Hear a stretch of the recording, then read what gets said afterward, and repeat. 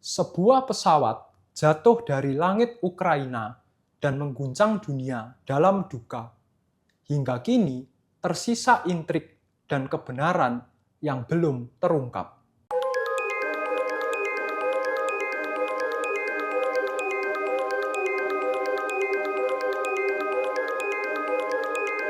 Halo, selamat datang di Sky Enigma. Hari ini kita akan membahas mengenai suatu peristiwa yang melibatkan Malaysia Airlines penerbangan 17.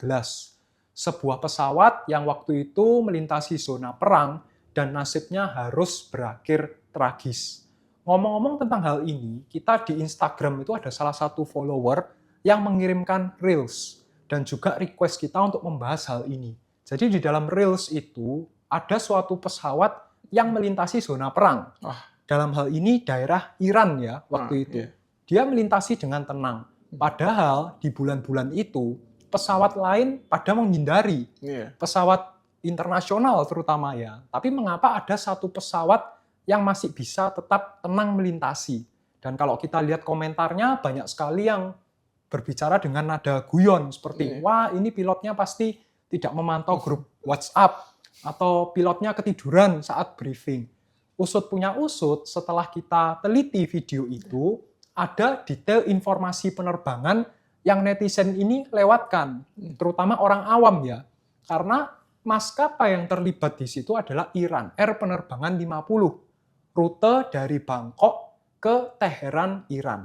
Nah, ini tentu bukan menjadi sesuatu hal yang aneh lagi setelah kita mengetahui fakta ini. Karena yang pertama, ini adalah maskapai negara Iran sendiri yang terbang menuju ke Iran dan juga melintasi zona perang yang dilibatkan oleh Iran sendiri.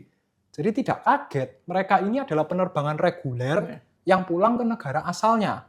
Bahkan ketika kita pantau di flight radar atau aplikasi lain, penerbangan ini tetap ada terus sepanjang tahun 2025. Jadi penerbangan ini tidak dilarang. Kemudian yang kedua, biasanya pembatasan wilayah udara itu hanya bersifat lokal dan tidak global, satu dunia dilarang terbang, tidak. Jadi misalnya otoritas yang mengeluarkan himbauan atau larangan itu dari Amerika Serikat. Maka umumnya maskapai-maskapai Amerika Serikat itu yang akan mentaati. Misalnya Eropa juga berlaku demikian. Tapi kalau Iran ini, dia waktu itu tidak ada himbauan, jadi dia bebas terbang aja. Kecuali semisal dia tidak terlibat hubungan diplomatis atau hubungannya memburuk dengan suatu negara.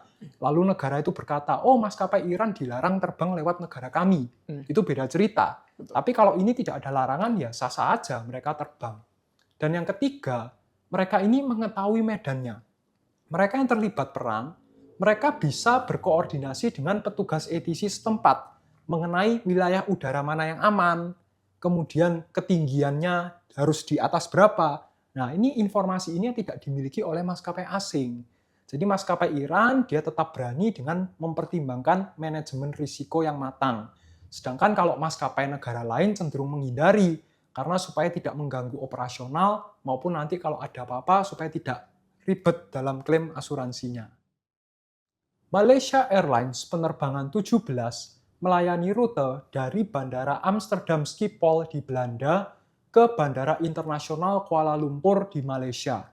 Pada tanggal 17 Juli 2014, pesawat ini ditembak jatuh oleh rudal permukaan ke udara, di mana pada peristiwa ini pesawat yang terlibat adalah Boeing 777-200ER yang berusia cukup lama. Meskipun berusia cukup lama, pesawat ini sebetulnya kondisinya masih layak terbang ketika itu. Dan di dalam pesawat ini sendiri sebenarnya cukup penuh. Terdapat 283 penumpang dan 15 orang kru dengan total yang dalam pesawat adalah 298 orang. Dan di antara para penumpang ini sendiri terdapat delegasi dari konferensi AIDS ke-20, senator Belanda, penulis Australia, dan seorang aktris dari Malaysia. Dan di kokpit sendiri terdapat 2 orang kapten dan 2 orang first officer yang masing-masing memiliki jam terbang yang tinggi. Nah, sebelum kami masuk ke dalam bagian kronologi secara lebih detail, kami ingin mengingatkan para penonton dan pendengar untuk terus mendukung kami dengan cara follow atau subscribe, kemudian berikan like, komentar mengenai saran episode berikutnya, terutama episode ini juga salah satunya dari subscriber kami. Betul. Begitu pula yang tadi kita bahas di Reels, Ya. dan juga share kami di seluruh media sosial, baik itu di YouTube, Spotify, Instagram, dan TikTok.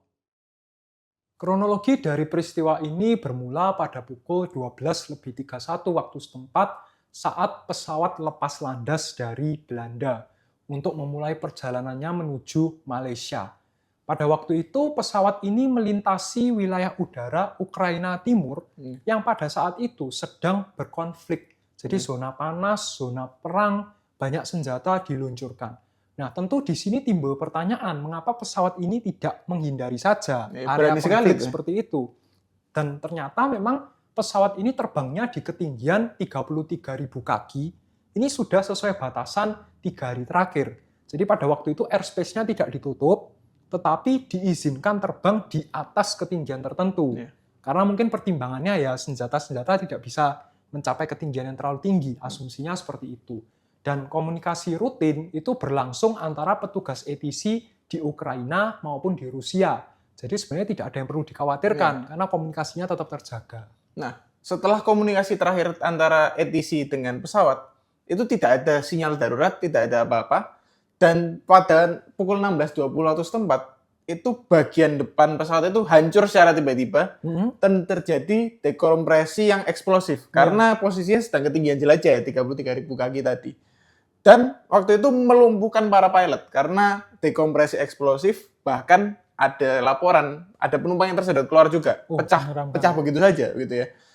Dan akhirnya setelah dekompresi eksplosif tadi, pesawat ini menghantam tanah dan hancur seketika di dekat Kharkov. Dan setelah itu dinyatakan bahwa 298 orang penumpang dan kru yang ada dalam pesawat itu ditemukan dalam keadaan meninggal dunia. Nah, setelah kejadian ini berlangsung, pihak investigator segera memulai pekerjaan mereka untuk mengetahui apa yang menjadi penyebab dari peristiwa ini. Di sini ada pihak Dutch Safety Board atau DSB yang memimpin penyelidikan teknis.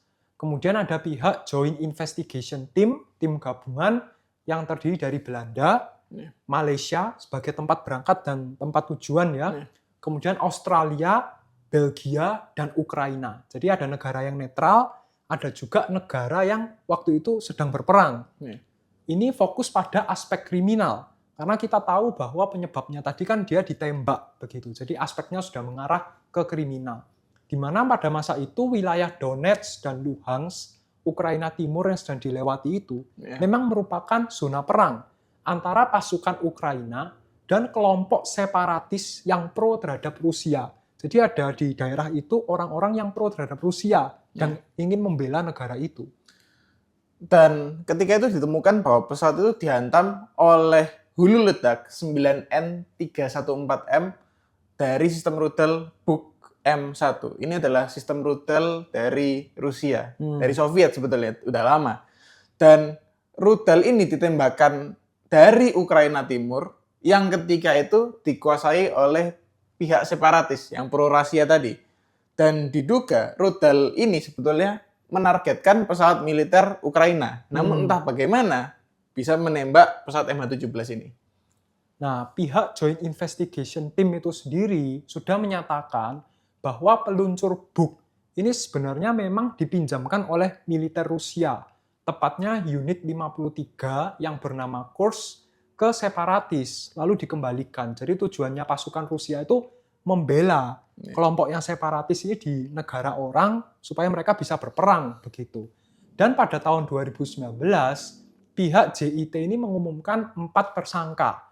Igor Girkin, Sergei Dubinsky, Leonid Karchenko, 3 orang ini diputuskan bersalah dan dihukum seumur hidup in absentia pada tahun 2022. Kemudian ada 1 orang lagi yang bernama Oleg Putalov, ini dibebaskan karena tidak cukup bukti.